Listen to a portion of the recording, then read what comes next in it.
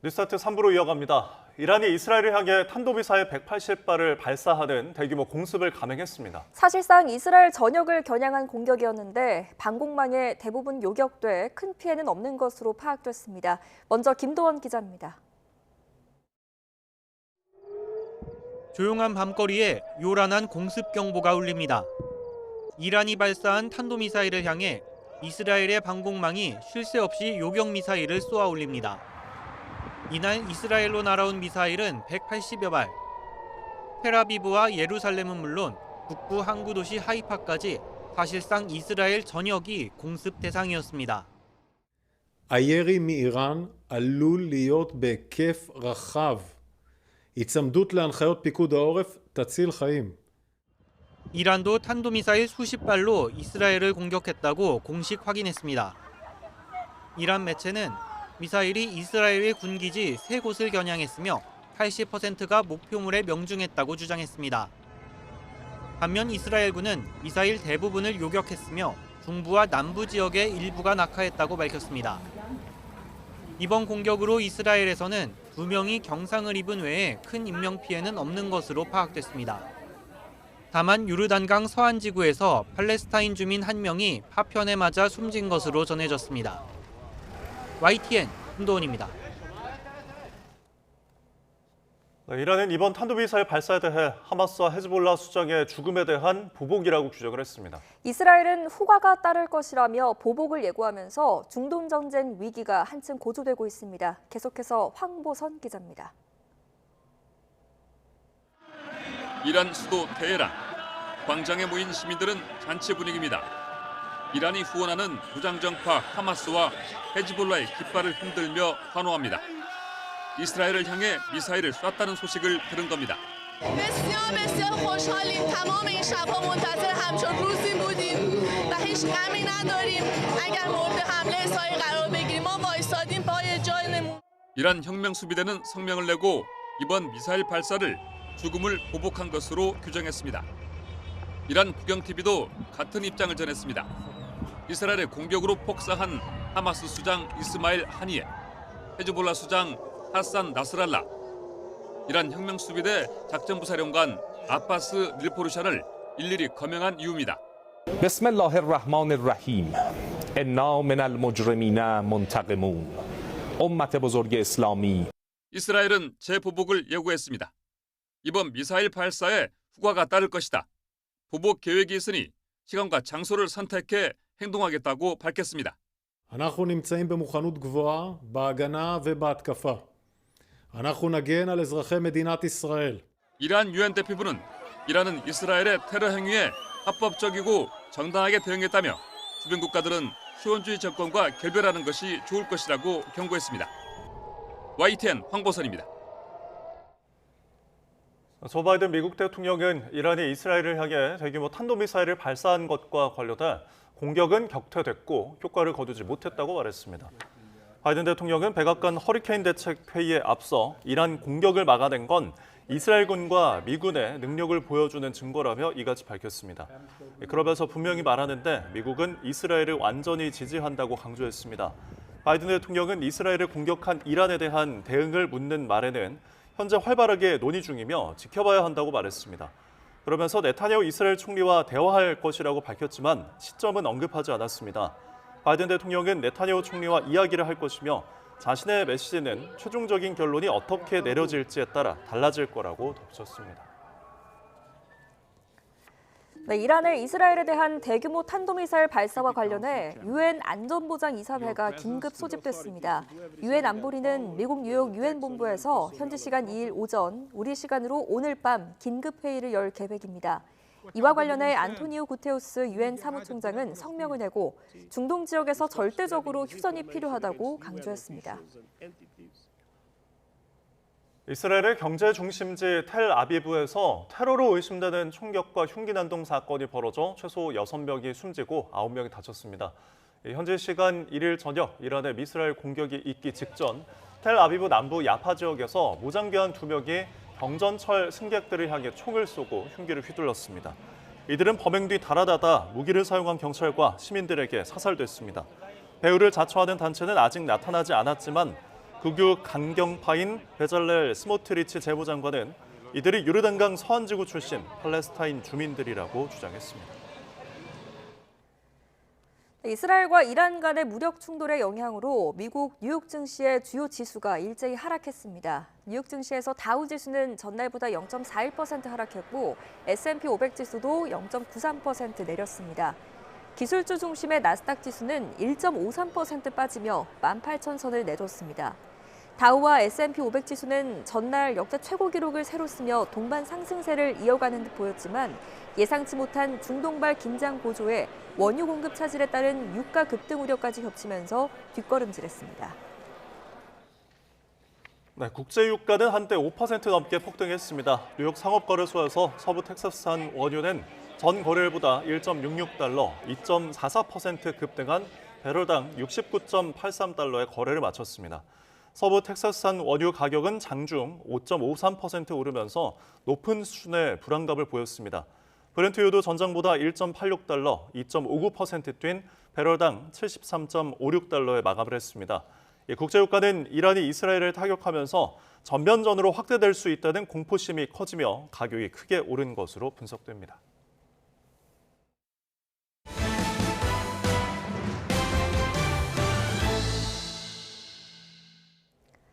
네, 계속해서 국내 소식입니다. 합동참모본부가 북한이 대남 쓰레기 풍선 추정 물체를 부양하고 있다고 밝혔습니다.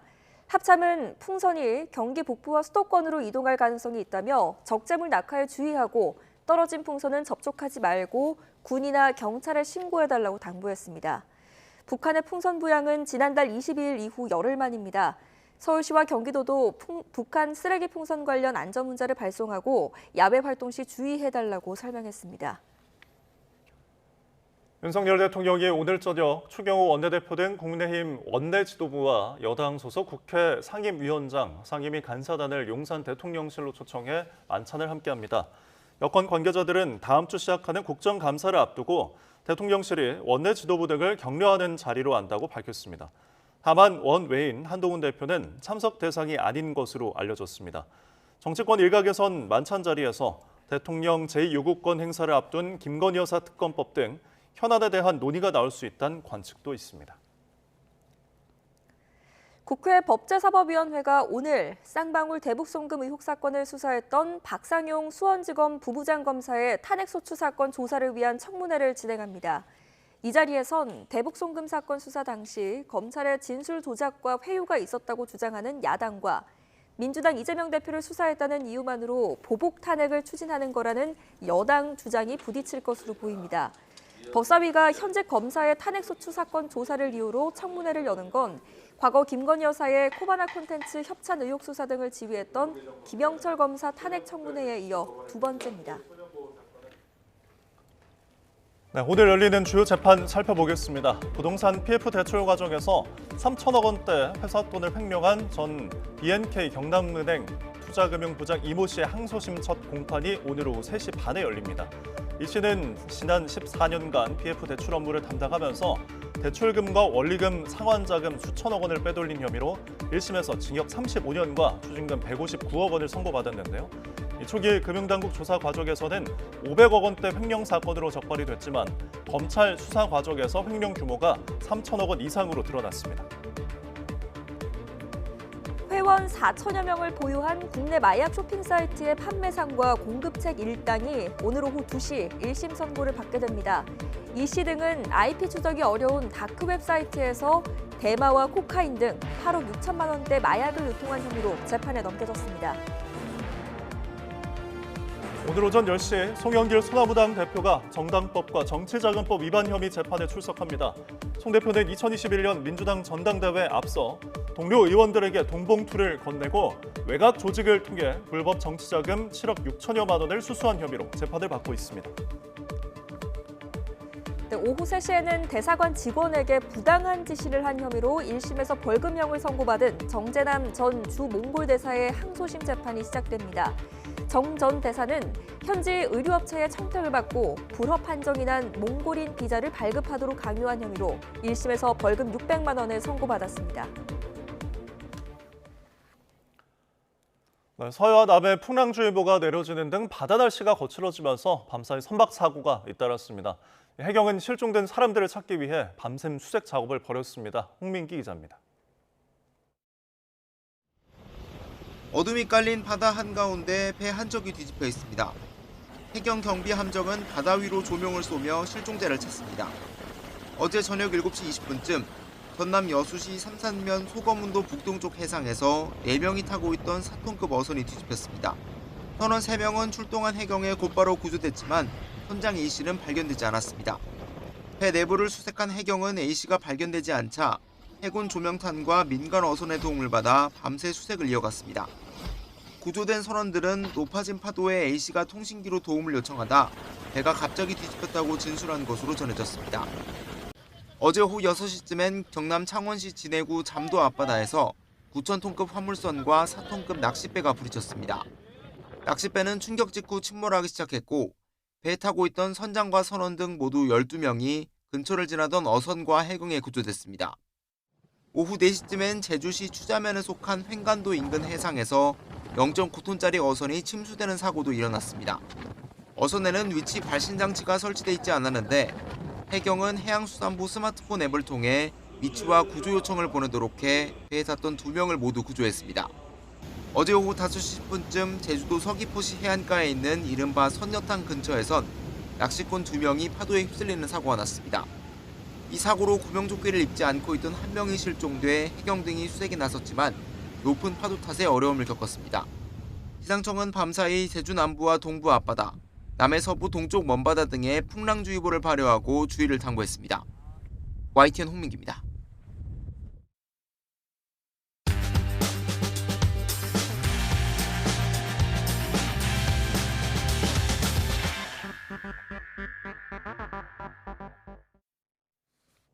(10월 2일) 수요일 스타트 브리핑 시작합니다. 먼저 조선일보입니다. 고물가 폭탄이 사교육 시장으로도 번지고 있습니다. 월급은 그대로인데 아이들의 학원비는 올라서 근심이 깊어지는 부모님들 많은데요. 가구당 학원비 지출이 4년 사이 86%가 늘었다고 합니다. 미혼 자녀가 둘 이상인 4인 이상 가구의 학원비 월 평균 지출은 58만 9,034원입니다. 4년 전엔 31만 원 수준이었는데요. 거의 2배 가까이 뛰었죠. 학원들은 그동안의 물가 상승과 인건비를 반영한다면서 학원비를 올리기 시작했습니다. 각 지역 교육당국이 정하는 학원비 상한선도 함께 오르고 있습니다. 아이들이 학원 여러 개를 다니는 학부모들의 부담은 커질 수밖에 없겠죠. 사교육비 지출은 매년 오르고 있습니다. 지난해 국내 사교육비 총액은 27조 원이 넘었습니다. 또 새로운 교육제도가 생길수록 학부모들은 학원에 의존하는 경향이 있죠. 내년부터 고교학점제가 도입됩니다. 그래서 전문가들은 학원비 증가 추세가 꺾이지가 않고 더 강해질 거라고 분석하고 있습니다. 다음 중앙일보입니다. 팍팍한 살림, 고물가가 불러온 우리 사회의 또 다른 단면이 있습니다. 경제적 여유를 잃은 청년들의 연애 불황입니다. 또 연애를 하더라도 짠물 데이트가 일상화됐습니다. 웃지 못할 통계 하나가 나왔습니다. Z세대가 삶에서 갖추지 않아도 되는 것 2위로 연인, 애인을 뽑았다고 합니다. 연애를 더 이상 필수로 여기지 않는다는 뜻이죠. 사랑에 빠지는 게 죄는 아니라는데 데이트 관련 업종은 불황입니다. 주점과 음식점, 숙박업, 영화관 모두 큰 타격을 입었습니다. 20, 30대 미혼 남녀가 지난해 데이트 1회당 쓴 돈은 평균 74,700원인데요. 전년보다 오히려 줄었습니다. 반면 결혼 시장은 호황입니다. 연애라는 빌드업 과정은 최대한 줄이고 결혼으로 빠르게 꼴이 나려는 사람이 많아졌기 때문이라고 신문은 분석했습니다. 재력과 직업, 학력 등을 검증할 수 있는 결혼정보회사 문의와 매출은 모두 늘었습니다. 연애, 결혼, 출산으로 이어지는 과정이 앞쪽부터 흔들리는 상황이죠. 경제도 여전히 어려운 만큼 청년 연애 불황 시대가 슬프게도 좀 길어질 걸로 보이네요. 이어서 국민일보입니다. 개 식용 종식법 시행 이제 3년도 남지 않았는데요. 개를 사육하는 농장주가 사육을 포기하면서 생기는 잔여견 관리 딜레마를 다뤘습니다. 46만 마리가 넘는 식용견이 방치되거나 되레 빨리 소비될 수도 있는 부작용 우려도 나오는데요. 내용 보겠습니다. 정부는 2027년 2월까지 식용견을 한 마리도 남기지 않겠다는 계획입니다. 그 전까지 식용견을 입양 보내거나 동물 보호시설에서 관리하겠다는 겁니다. 하지만 그러기에는 여력이 부족하다는 목소리가 나옵니다. 우선 크기도 크고요. 운송 비용도 많이 들어서 국내외 입양 자체가 쉽지가 않습니다.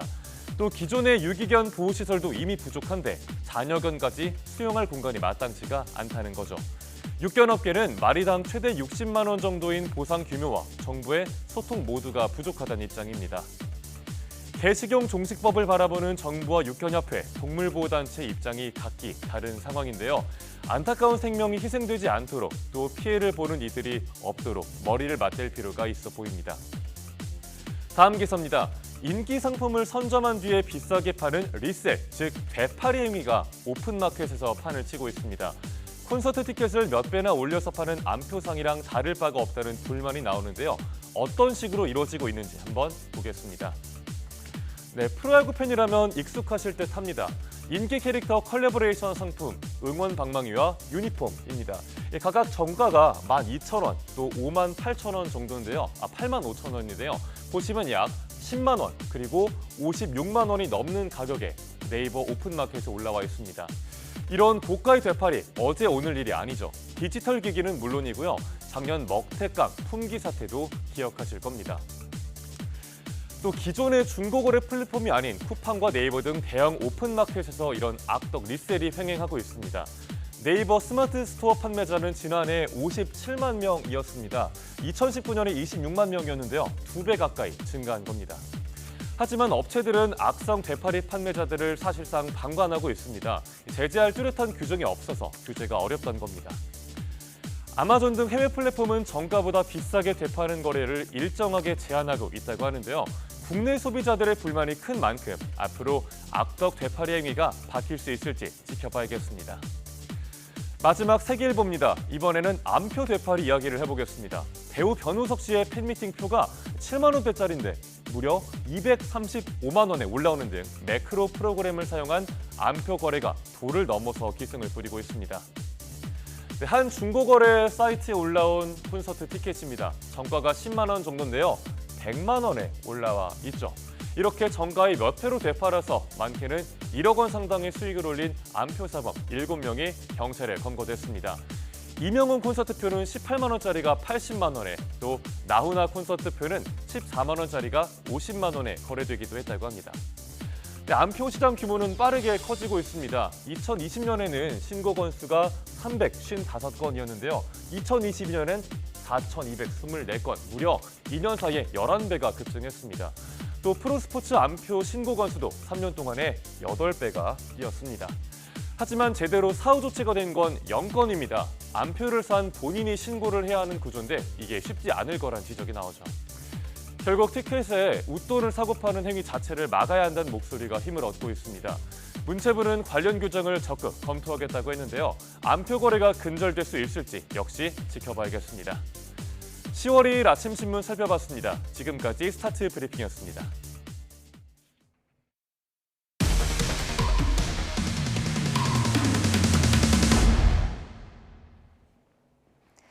정부가 전세 사기를 예방하기 위해 만든 악성 임대인 명단에 주택 3,400여 채를 사들였던 이른바 빌라의 신 권모 씨 등 일부 전세 사기범들이 빠진 것으로 확인됐습니다. 주택도시보증공사 허그가 권 씨를 대신해서 갚아주고 아직 회수하지 못한 돈이 1,300억 원이 넘는 것도 문제로 지적됩니다. 이현정 기자의 보도입니다.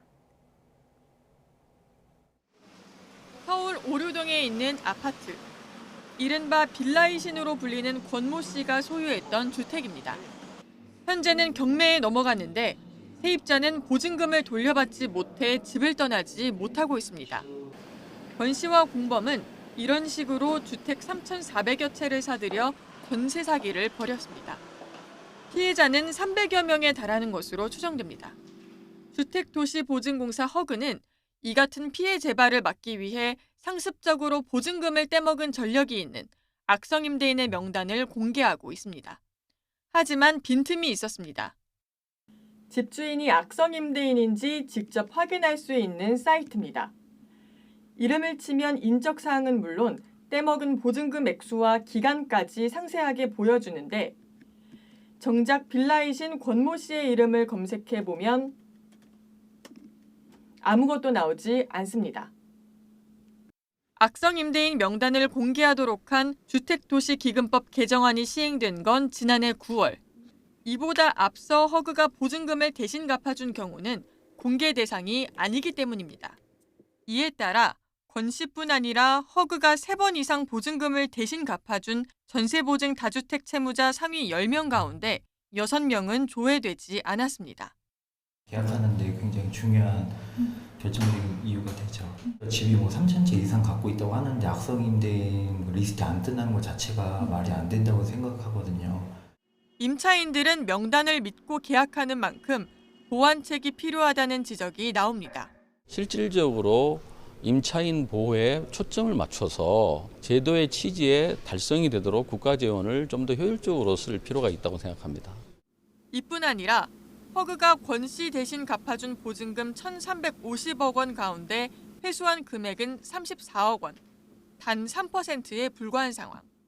권 씨를 포함한 미공개 악성 임대인 6명에 대한 허그의 대위 변제금 5,600억여 원 가운데 회수한 금액은 260억여 원으로 5%가 채 안 됩니다. 국가 재정으로 악성 임대인의 배만 불려주는 건 아닌지 이들에 대한 구상권 청구 실효성을 높일 대책도 시급해 보입니다. YTN 이현정입니다. 신도를 성폭행해 복역하고 출소한 뒤 성범죄를 또 저지른 혐의로 1심에서 징역 23년을 선고받은 기독교 복음 선교회 JMS 정명석 총재에 대한 항소심 선고가 오늘 오후 대전 고등법원에서 열립니다. 앞서 검찰은 1심과 마찬가지로 정 씨에게 징역 30년과 위치 추적 전자장치 부착 20년, 취업 제한 등을 명령해달라고 재판부에 요청했습니다. 정 씨는 2018년 2월 출소 직후부터 3년 8개월 동안 여신도 3명에게 성범죄를 저지르고 이 중 2명이 허위 사실로 고소했다며 무고한 혐의로 1심에서 징역 23년을 선고받았습니다. 네, 오늘의 경제일정입니다. 정부가 오늘 최상목 경제부총리 주재로 경제관계 장관회의를 열어 수출 중심의 경기 회복세를 내수로 확산하기 위한 대책을 논의합니다. 어려운 내수 상황을 점검하고 내수를 진작하기 위한 투자 활성화 방안과 취약층 지원 대책을 점검합니다. 지난 8월 소비자 물가 상승률이 2%로 정부 목표치로 내려왔는데 오늘 통계청이 9월 소비자 물가 동향을 발표합니다. 이달에도 안정된 흐름이 이어졌을 것으로 보이지만 폭염의 여파로 최근 고공행진하는 채소류 물가가 불안 요인입니다. 정부가 올해 3분기 외국인 직접 투자 동향을 발표합니다. 올해 상반기까지 외국인 직접 투자는 153억 달러로 역대 3위를 기록했는데요. 하반기에도 상승세가 이어지고 있는지 주목됩니다. 중견기업 최대 일자리 박람회가 오늘 대전 컨벤션센터 제2전시장에서 열립니다. 지방에서 열리는 건 이번이 역대 최초로 청년 친화 강소기업과 중소기업 70여 개가 참가해 청년 구직자들에게 채용 정보를 제공할 예정입니다.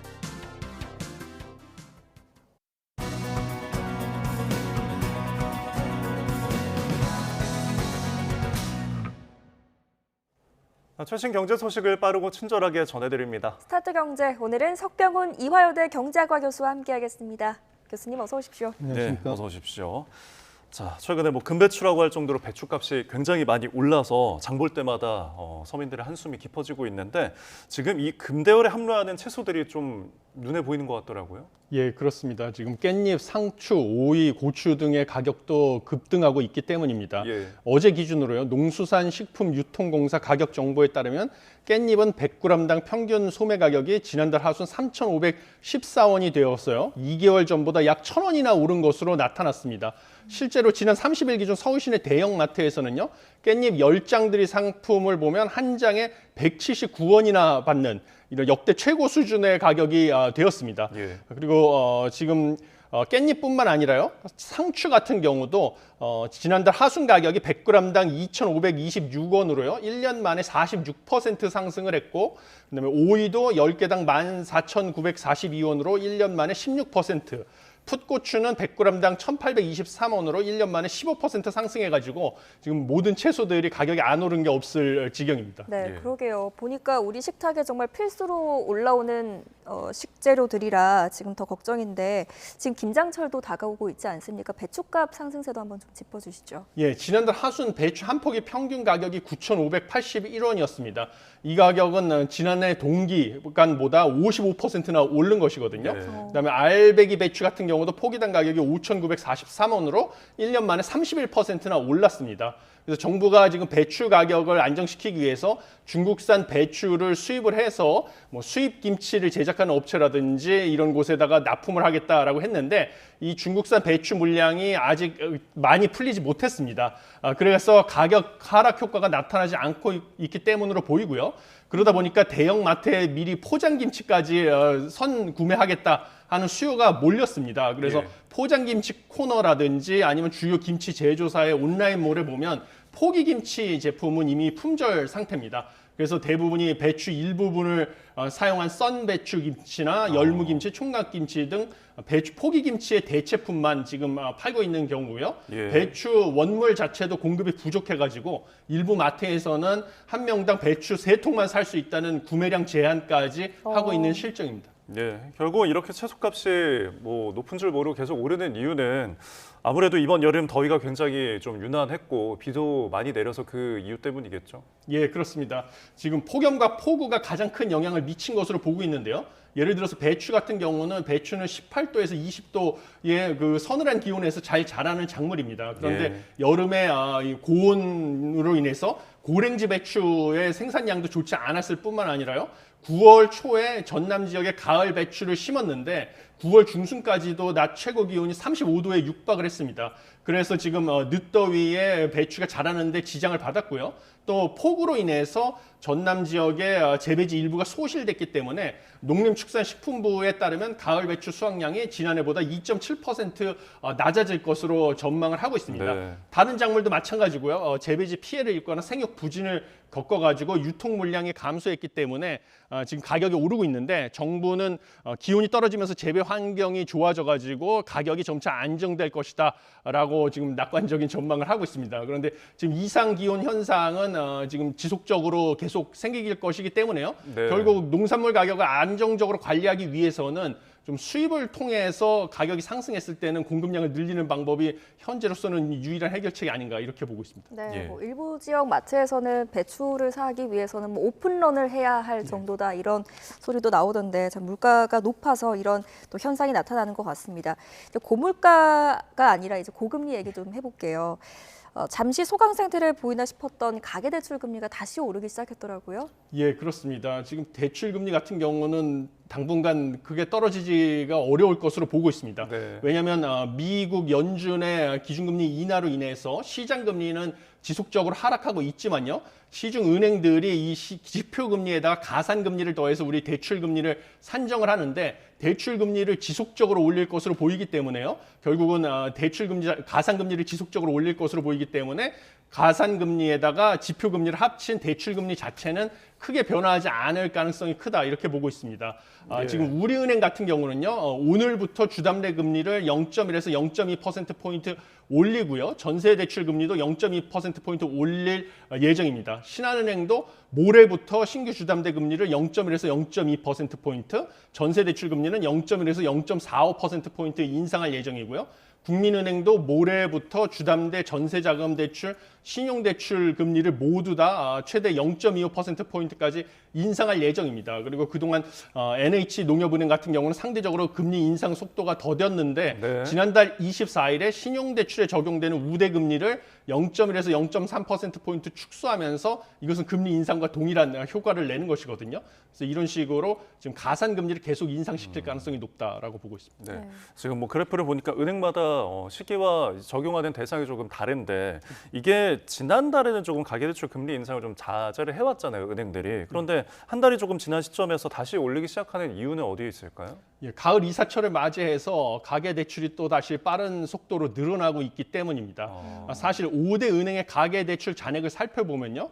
7월 달에는 전월 대비 7조 약 2천억 원 가까이 증가를 했고 8월 달에는 9조 6,259억 원이나 늘어났습니다. 네. 그러다 보니까 5대 은행들이 가계대출 증가세를 억제하기 위해서 가산금리를 올리는 방식으로 대출금리를 인상시켰거든요. 그랬더니 이제 8월 말에 금융당국에서 갑자기 금리 인상 자제라라는 주문을 했었습니다.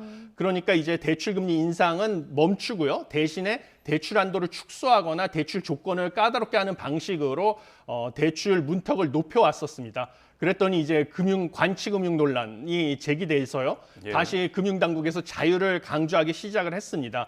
그랬더니 이제 은행들이 다시 금리 인상을 하기 시작한 것인데요. 9월 달에 가계대출 증가세도 지금 심상치가 않습니다. 9월 달에 무려 전월 대비 4조 2,545억 원이 늘어났는데요. 예. 추석 연휴 뒤에 7영업일 사이에만 2조 1,759억 원이 급증을 했습니다. 네. 가을 이사철이 됐기 때문에 가계대출 수요가 늘어났기 때문이고요. 9월 달에는 추석 연휴 때문에 은행의 영업일수가 짧았음에도 불구하고 이미 4조 2천억 원 이상 가계대출이 증가했음을 감안하면 앞으로도 가계대출 증가는 지속적으로 이루어질 것으로 보이고 이것을 막기 위해서 5대 은행들뿐만 아니라 지방은행들까지 대출 한도라든지 대출 조건도 까다롭게 하는 동시에 가산금리를 올리는 것을 지속적으로 할 예정인데요. 그렇게 되면 당연히 은행들은 기준금리가 미 연준에서 내려가면서 네. 시장금리는 하락하는데 본인들이 붙이는 가산금리는 올라가니까 예. 이제 이자 장사를 해서 이윤이 늘어난다라는 비판에 직면할 것으로 보입니다. 네, 기준금리 얘기로 좀 이어가 보겠습니다. 미국에서는 연내 추가로 좀 큰 폭의 금리 인하가 있을 것이다 이런 전망의 기대가 좀 한풀 꺾이는 일이 있었는데 이게 파월 미 연준 의장의 발언 때문이라고요? 예, 그렇습니다. 제롬 파월 미 연준 의장이요. 현지 시간 30일에 전미 실물경제학회 연례회 연설에서 한 발언 때문입니다. 그래서 현재 연방공개시장위원회는 금리를 빨리 내리자고 서두르는 분위기가 아니다라고 언급을 했고요. 그다음에 경제가 예상대로 간다고 하면 올해 남은 두 차례 회의에서 각각 금리를 0.25%포인트 인하해서 연내 총 0.5%포인트를 더 인하할 것이다라고 얘기를 했습니다. 네. 그래서 원래는 11월 달에 0.5%포인트 빅컷이라는 것이 아니냐라는 기대가 시장 전반에 확산이 돼 있었는데요. 그 기대는 지금 완화가 됐습니다. 왜냐하면 현재 미국 경제 상태가 견고하기 때문에 금리 인하를 서두를 정도로 뭔가 경기 침체가 온다든지 이러지 않을 상황이기 때문입니다. 예. 기본 그 데이터가 나왔는데요. 미 노동부에서 발표한 8월 구인 이직 보고서에 따르면요. 구인 건수가 804만 건으로 전월보다도 30만 건 늘어났고요. 그다음에 시장 전망치보다도 40만 건이나 많아서 그 노동 시장이 급격하게 냉각하는 그래서 경기 침체가 유발될 위험이 낮다라는 데이터도 나오고 있기 때문에 제롬 파월 미 연준 의장의 이런 발언이 사실 타당한 것이다 이렇게 보고 있습니다. 예. 결국은 미국 경제가 앞으로 연착륙할 거란 어떤 기대감 혹은 이런 전망이 조금 우세하면서 선택지를 좀 넓혀놓은 것 같은데 결국에는 이런 기대감들이 투자 심리에 조금 영향을 주지 않을까요? 예, 단기적으로는 원래 0.5%포인트 인하의 기대가 팽배해 있었는데요. 예. 그걸 0.25%포인트로 다음 달에 소폭만 인하할 것이라고 했기 때문에 네. 단기적으로는 주가를 하락시킬 수가 있습니다. 그렇지만 중장기적으로 봤을 때는 이것은 희소식이다라고 예. 보여집니다. 왜냐하면 미 연준에서 기준금리를 급격하게 인하하는 것은 사실은 경기 침체, 좀 하드 랜딩이라고 하는데 하드 랜딩의 위험성 때문에 기준금리를 급격하게 인하할 것이라고 전망을 했었는데요. 오히려 그럴 필요가 없다라는 것이 지금 미 노동부 발표한 8월 구인 이직 보고서에서도 뒷받침이 되고 예. 제롬 파월 미 연준 의장도 미 경제의 경착륙 없이 물가를 안정시킬 수 있다라는 자신감을 피력했기 때문에요. 미국 경제가 좋으면 당연히 세계 경제도 좋고요. 우리나라 같은 경우는 특히 지금 대미 수출 비중이 가장 큽니다. 최대 수출국인데 미국 경제가 좋다는 것은 우리나라의 대미 수출도 앞으로도 계속 호조를 보일 것을 시사하기 때문에 세계 경제와 한국 경제 모두에게 좋고 이것이 주가에 반영이 돼서 중장기적으로는 주가도 상승할 것이다라고 보고 있습니다. 지금까지 석병훈 이화여대 경제학과 교수와 함께했습니다. 오늘 말씀 고맙습니다. 잘 들었습니다.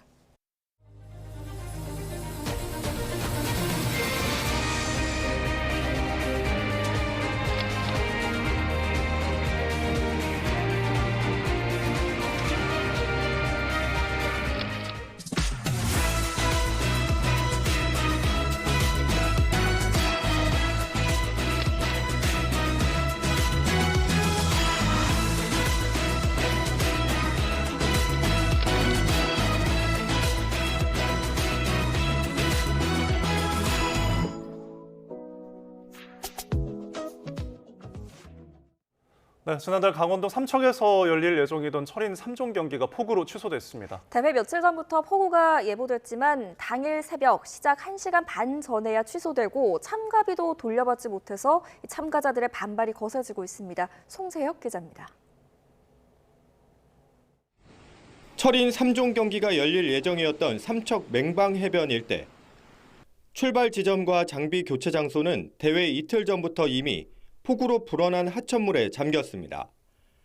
당일에도 비바람 때문에 안전사고 우려가 커지자 결국 대회는 시작 1시간 반 전인 새벽 6시 반쯤 취소됐습니다. 전국 각지에서 모인 참가자는 600여 명. 대회는 열리지 않았지만 천재지변이란 이유로 참가비 13만 원은 돌려받지 못했습니다. 비바람 속에서 새벽부터 기다린 끝에 받은 건 메달과 기념 티셔츠, 옥수수 1개뿐. 교통비와 숙박비를 포함해 수십만 원의 비용을 떠안은 참가자들은 분통을 터뜨립니다. 특히 이미 며칠 전부터 삼척 지역에 최대 300mm의 폭우가 예보된 상황에서 취소 결정이 너무 늦었다는 겁니다. 전 곳은 한 12만 원 정도 했었거든요. 식대 한 10만 원, 기름값 10만 원, 대략 한 30에서 40 정도 든 것 같은데요. 이에 대해 주최 측은 날씨가 바뀔 가능성이 있어 대회를 최대한 진행하려 했지만 안전 문제로 취소할 수밖에 없었다고 해명했습니다. 또 인건비와 시설비 등 대회 운영에 들어간 비용을 고려하면 참가비 환불은 어렵다고 덧붙였습니다. 하지만 천재지변으로 취소할 경우 참가비 일부를 돌려주거나 다음 대회 참가권을 주는 스포츠 대회도 많습니다. 미리 캔슬을 해서 하든지 아니면 대회를 좀 미뤄서 그때 좀 참여할 수 있는 기회를 제공하는 게 그런 게 맞다고 보고 있거든요. 올해로 13번째를 맞은 이사부 장군배 삼척 그레이트맨 철인 3종 대회. 예고된 폭우에도 불구하고 늑장 취소 논란과 미숙한 사후 대처로 대회 운영에 대한 신뢰가 크게 흔들리고 있습니다. YTN 송세혁입니다. 네, 이번에는 출근길 날씨 알아보겠습니다. 네, YTN 야외 스튜디오 연결합니다. 윤수빈 캐스터. 네, 윤수빈입니다. 네, 오늘 아침 올가을 들어서 가장 쌀쌀하다고요? 네, 오늘 아침 출근길 옷차림 따뜻하게 하고 나오셔야겠습니다. 현재 서울 기온은 11.7도로 어제 같은 시각보다 무려 10도 안팎까지 뚝 떨어져 있는데요. 올가을 들어 가장 낮은 기온입니다. 네, 저희가 또 전국적으로 바람도 좀 강한 것으로 전해지고 있는데요. 네, 순간적으로 바람이 강하게 불 때면 더 쌀쌀하게 느껴지고 있습니다. 오늘 전국적으로 초속 15m 안팎의 강풍이 예상되니까요. 시설물 관리와 안전 사고에도 유의해 주셔야겠습니다. 오늘 내륙은 대체로 맑은 하늘이 드러나겠습니다. 다만 동해안 지역은 동풍의 영향으로 오후 한때 5mm 안팎의 비가 조금 지나는 곳이 있겠습니다. 자세한 지역별 현재 기온 살펴보겠습니다. 서울 11.7도, 파주 5.8도, 대전은 11.4도로 곳곳에서 올가을 가장 낮은 기온을 기록한 곳이 많습니다. 특히 강원 산간 지역에서는 물이 어는 곳도 있어 농작물 관리에 주의가 필요하겠습니다. 한낮에도 예년 기온을 2에서 5도가량 밑돌며 쌀쌀하겠습니다. 오늘 서울 한낮 기온 21도, 광주 20도, 대구는 22도가 예상됩니다. 한편 매우 강한 태풍으로 발달한 끄라토는 현재 타이완 남서쪽 해상을 지나고 있습니다. 하지만 내일 오후 무렵 타이완을 스치듯 지나면서 세력이 점차 약화하겠고 이번 주말쯤 타이완 북동쪽 해상까지 진출할 것으로 보이는데요. 아직은 태풍의 진로가 유동적이라서 우리나라의 날씨 변동성도 무척 큰 상황입니다. 우선 개천절인 내일은 서울 등 일부 수도권을 제외한 대부분 지역에 비가 내리겠고요. 이후 주 후반에는 태풍의 수증기와 찬 공기의 영향으로 남부와 영동 지방에 비바람이 불 전망입니다. 당분간 동해안과 남해안, 제주도 해안에서는 너울성 파도가 높게 일겠습니다. 해안가 접근을 자제하는 등 안전 사고에도 유의해 주시기 바랍니다. 지금까지 YTN 윤수빈입니다. 이상으로 뉴스타트를 마칩니다. 네, 환절기 건강 잃지 않도록 조심하시기 바랍니다. 시청해 주셔서 고맙습니다.